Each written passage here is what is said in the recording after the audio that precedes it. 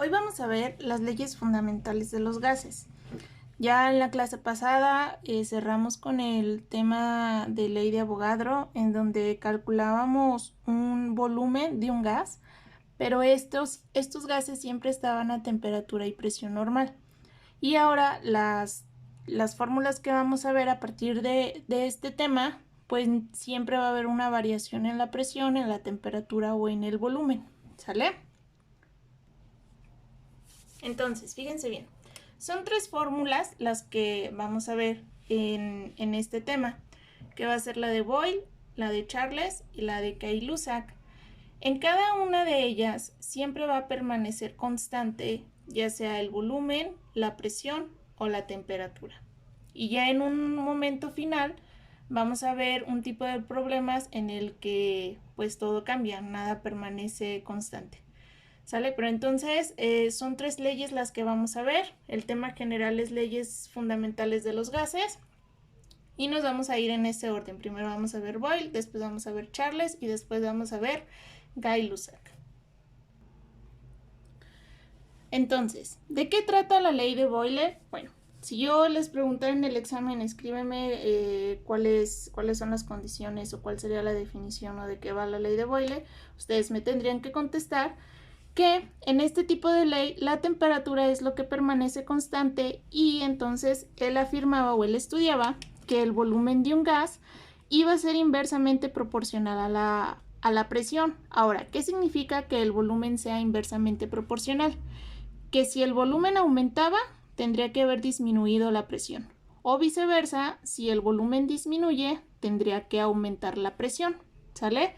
Entonces, vamos a ver este ejemplo. Si yo tengo en un tanque con cierto volumen de gas y tengo 2 kilos de presión en cada uno, o sea, un peso encima del gas, si yo le quitara peso y solamente me quedara con 1 kilo, pues el volumen tendría a aumentar, ¿sale? Al caso contrario, si yo en lugar de 2 kilos tengo 3, pues el volumen disminuiría porque la presión aumenta. Entonces ustedes siempre se tienen que acordar que a temperatura constante, si el volumen aumenta, la presión disminuye. Y si el volumen disminuye, quiere decir que la presión aumenta. Y en base a este enunciado, si ustedes ven o pueden ir visualizando en los problemas, que si te dice tienes porque finalmente va a ser un volumen inicial o una presión final y te van a dar un dato inicial o final. O sea, va a haber como una situación inicial y una situación final en la que cualquiera puede cambiar tanto el volumen como la presión. Entonces, si tienes un gas que tiene una presión de una atmósfera y entonces cambia la presión a 2 atmósferas, pues tú ya esperarías que tu resultado, como aumentó la presión, pues el volumen va a disminuir.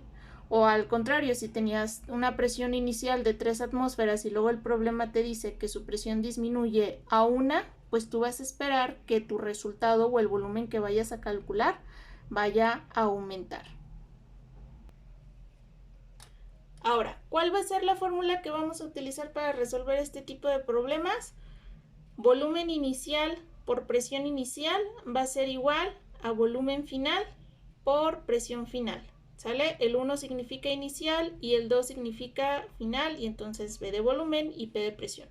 Ya dependiendo de lo que te vaya diciendo el problema, tú vas a despejar o el volumen inicial o la presión inicial o el volumen final o la presión final, pero todo va a depender de lo que te vaya diciendo el problema, y entonces también es bien importante leerlo bien, ver qué te están preguntando, y esto pasa muy seguido en los exámenes, me terminan despejando, les preguntan el volumen final y lo que realmente me despejan es el volumen inicial. ¿Sale? Incluso el despeje está muy fácil. Acuérdense que lo que está multiplicando pasa dividiendo de ambos lados. No va a haber como mayor problema en los despejes. Ok, ahora vámonos al primer ejemplo. Dice, cierto gas a 25 grados centígrados tiene un volumen de 150 mililitros y se le aplicó un cambio de presión a 850 milímetros de mercurio, con lo que su volumen cambió a 130 mililitros. ¿Cuál será la presión inicial? Y entonces lo primero que ustedes tienen que hacer es ver qué datos les están dando. Les están dando un dato de temperatura, les están dando un volumen y les dice que se aplicó un cambio de presión. Y entonces que el volumen cambió a 130.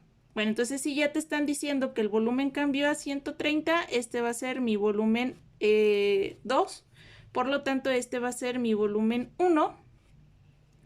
Y luego te está preguntando la presión inicial y este, por automático, va a ser mi presión final. Ya le andaba poniendo ahí un 1 de inicial. ¿Sale? Yo ya anteriormente te habré pasado en el chat todos los factores de conversión para presión, para volumen y para temperatura, ¿sí? De todos modos, aquí te lo voy a volver a poner. Vamos a ver si lo enfoca. Ahí está. Acuérdense que todo lo que sea atmósfera, milímetro de mercurio, torr, newton sobre metro cúbico, pascal, kilopascal, bar, libra sobre pulgada cuadrada, van a ser unidades de presión. Y la otra que van a utilizar, bueno, grados centígrados, Fahrenheit, Kelvin y el volumen de litros. Aquí no te está pidiendo en este tipo de problemas una unidad específica. Ya después habrá problemas en los que te diga siempre la temperatura va en Kelvin o el volumen siempre va en litros.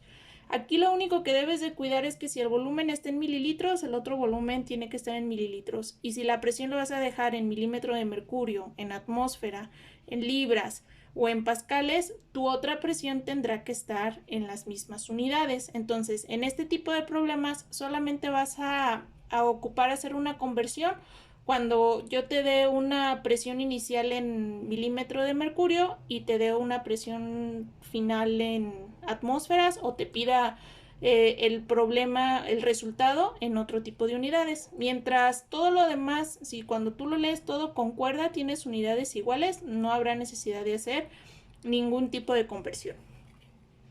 Ahora, estos 25 grados centígrados, si ustedes se fijan, yo al inicio del tema les dije que la temperatura permanecía constante, por lo tanto, luego nos anden, también pasan los exámenes que dices, y estos 20 quieren usar todos los datos que les dé el problema, y a veces son datos que sirven como distractor, pero que no se van a ocupar para nada. Entonces, en este tipo de caso, pues, la temperatura, si se fijan, no les dice que cambió nada, porque va a permanecer constante.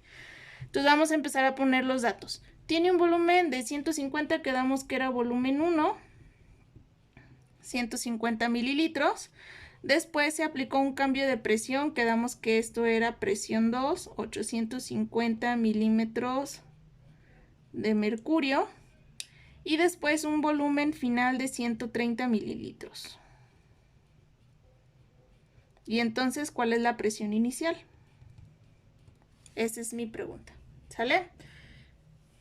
Tengo mililitros con mililitros y como la presión no me lo está pidiendo en alguna unidad específica, pues la presión me va a quedar en milímetro de mercurio. Voy a poner la fórmula. Volumen inicial por presión inicial va a ser igual a volumen final por presión final. ¿Qué me está preguntando? La presión inicial, por lo tanto, este que está multiplicando va a pasar dividiendo. Presión inicial va a ser igual a volumen final por presión final sobre volumen inicial. Vamos a sustituir. Volumen final son 130 mililitros. Presión final son 850 milímetros de mercurio sobre el volumen inicial 150 milímetros de mercurio. 150 mililitros. Otra cosa que también tienen que tener mucho cuidado al momento de estar sustituyendo es que sí me pongan arriba el volumen final, porque también pasa que me andan poniendo el dato del volumen inicial en donde va lo final.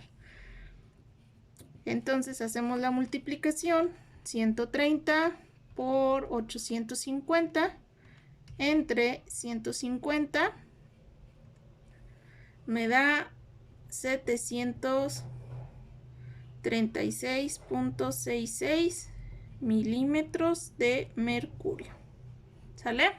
Y así en general van a ir todos los problemas de esta fórmula. Puede ser que en otro, como lo vamos a ver más adelante, pues te haya pedido una presión final o un volumen final.